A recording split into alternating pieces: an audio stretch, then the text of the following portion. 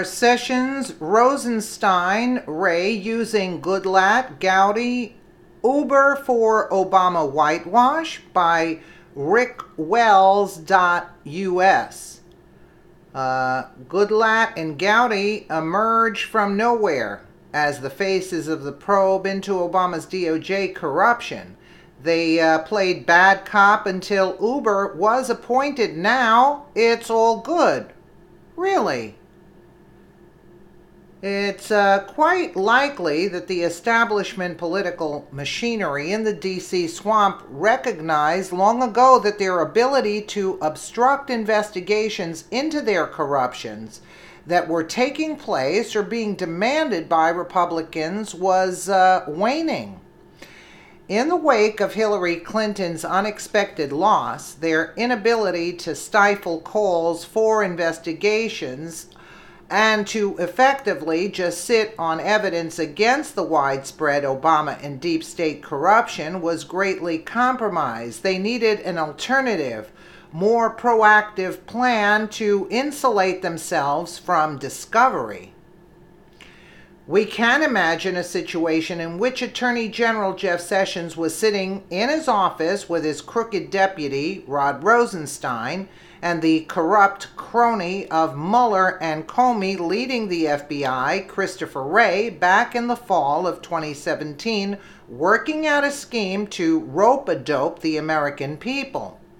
They'd continue to obstruct the release of documents to the House Intelligence and Judiciary Committees, the only real threats to them, and rely upon the smokescreens of the compromised Senate Intelligence Committee, Representative Adam Schiff, and other key politicians, along with putting forth some new spokespeople intended to manipulate the trust and ignorance of the American people into a weapon against them.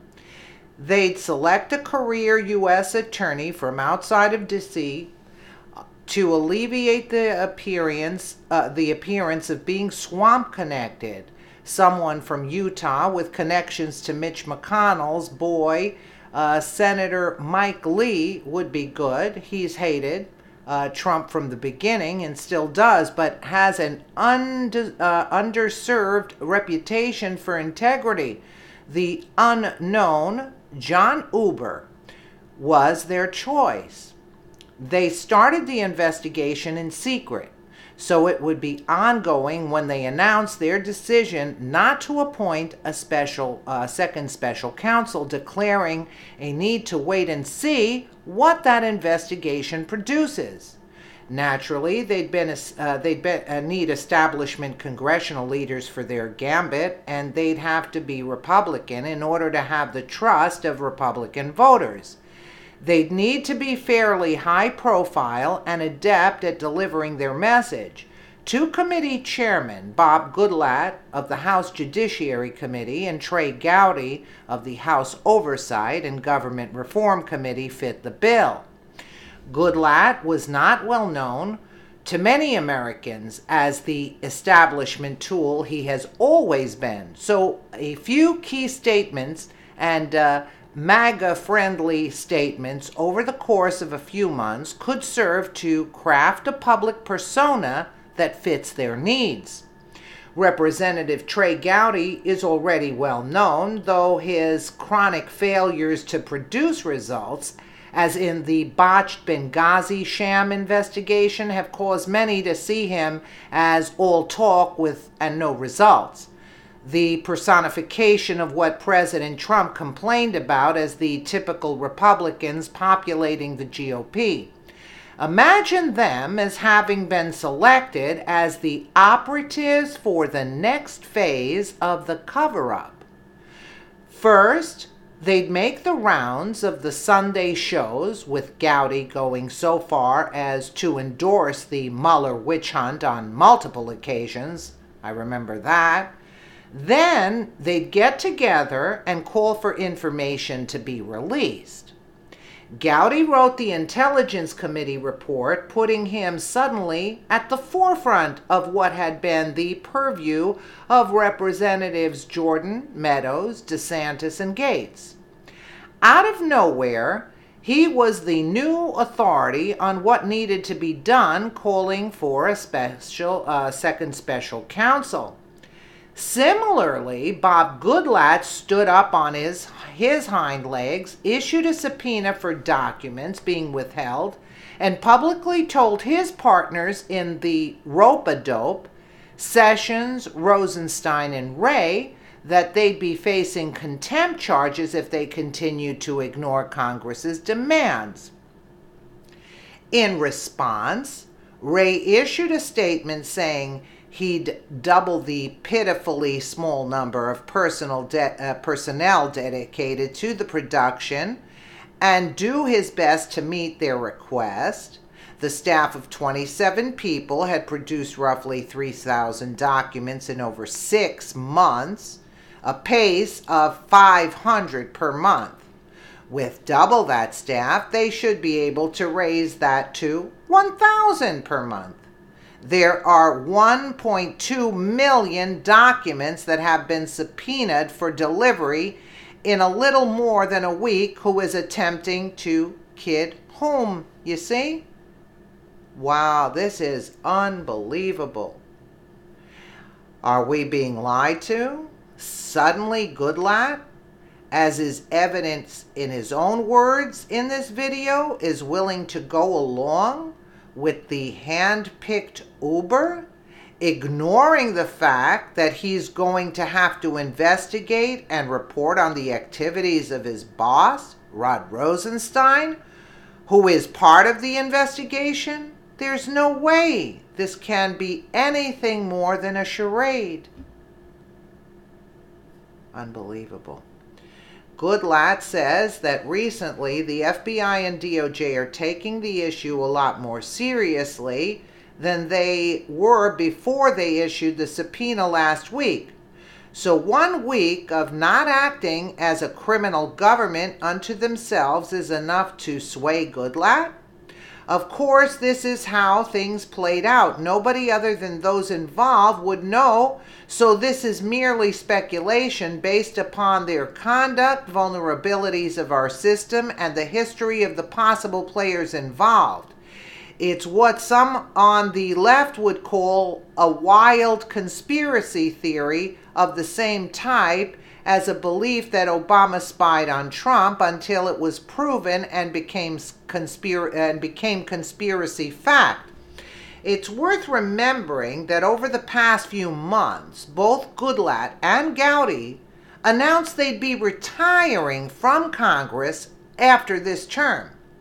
Did they get an offer they couldn't refuse, or did they just know their reputations are going to be so trashed by what they're doing, they'll be unable to function? Was it both? If you're also fed up, okay, we know that. But in other words, the new FISA probe initiated by Sessions and Goodlatte. Let's just take a quick listen. Thanks for joining us this morning. You made it very clear what you desired here. You and your Republican colleagues came together. You requested a second special counsel. Jeff Sessions ultimately decided not to go with one. How did that sit with you? Well, first of all, he's left the door open for a second special counsel, and I continue to believe that that is necessary. But I do want to say that the department and the Bureau are taking this matter a lot more seriously than they were before we issued the subpoena last week. They now have 54 FBI agents dedicated to responding to our subpoena request, and now the Attorney General has asked for somebody outside Washington, D.C. to look at this. This is a respected United States attorney, and I think that shows the seriousness with which Attorney General Sessions is taking the matter. Ultimately, I do think somebody who's entirely outside of the department and outside of the Bureau is going to need to be involved. But in the meantime, the fact that we have an Inspector General's report coming soon, plus the new work by U.S. Attorney Huber, plus these documents that are being subpoenaed and that subpoena being taken seriously, we're moving in the right direction, and I'm encouraged by that. But there's a lot of work to be done because the American people are entitled to know what was going on in the FBI in 2016 and into 2017. And I know in the state... They're actually lying to us, you see? And that guy, Uber, is an Obama appointee. You gotta be kidding. And you and your colleagues put out in response to Jeff Sessions, you made it very clear that John Huber is highly respected. You referenced his reputation. Are you confident that he can conduct a fair and independent investigation? I believe he can, but time will tell. Time will tell. How much time do we have to wait? He's an Obama appointee. So Gowdy is deep state. Sessions, deep state. Goodlatte here that's speaking, deep state. It's all a cover-up. It's unbelievable. And quite frankly, this is not going to be only his work. You've got the Inspector General and the House Judiciary. Rosenstein, too. You're kidding me. I'm sorry. And the House Oversight and Government Reform Committee, chaired by Trey Gowdy. We're moving forward with our investigation, and I think that the facts have been coming out for quite a while now, and I think that's going to accelerate with his appointment and with the response to our subpoena. It sounds to me, based on you saying that you feel that the FBI is taking this more seriously than they did before, and that AG Sessions is taking your concerns seriously, and you feel that the door has been left open by the AG to appoint a second special counsel. Do you believe that will eventually happen? No. I believe it's going to be necessary. However, I can't speak for the Attorney General under the... You see what I'm saying? Whoever, I can't believe what we're hearing here. Current laws, the Congress does not have the ability to appoint a special counsel. That's reserved to the executive branch. However, I will say that the Attorney General, in his letter to me yesterday, made it very clear that a special counsel is still a possibility depending upon what is uncovered by the Inspector General and by U.S. Attorney Huber. Are you confident, Mr. Chairman, that ultimately the reputation of the FBI and the DOJ will be restored, as is the goal of this investigation? Well, that should be the goal of the investigation, but the best way to achieve that is with the sunlight that needs to be shown on the unbelievable bias that was taking place in some key people in the FBI. By the way, I think most Americans believe that the Federal Bureau of Investigation, the world's premier law enforcement organization, tens of thousands of people there every day, keep us safe, fight crime, prevent terrorist attacks like they did the Austin bomber last week. But a few people have besmirched the reputation, and we can't allow that kind of image to go into the next presidential election in 2020. You see what they're talking? The next presidential election, Trump is a landslide. You know, the whole government is lying to the people. That's basically what's going on here. I can't even believe what's happening. I would have never picked up on this. In other words, they're all in cahoots. Goodlatte, Rosenstein. All right, I knew Sessions was compromised. I saw Gowdy talking out of the two sides of his mouth. But I didn't know Goodlatte now. Do you see what I'm saying? Goodlatte and Gowdy, they're supposed to be, quote, the good guys, like, and so who's investigating?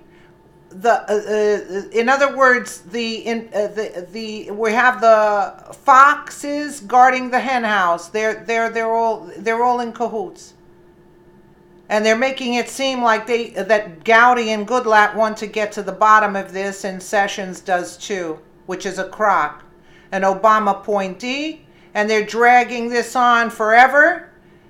1,000 to make 1.2 million documents. They only have 3,000 in over 6 months, which was 500 per month. So they added more staff to get 1,000 per month.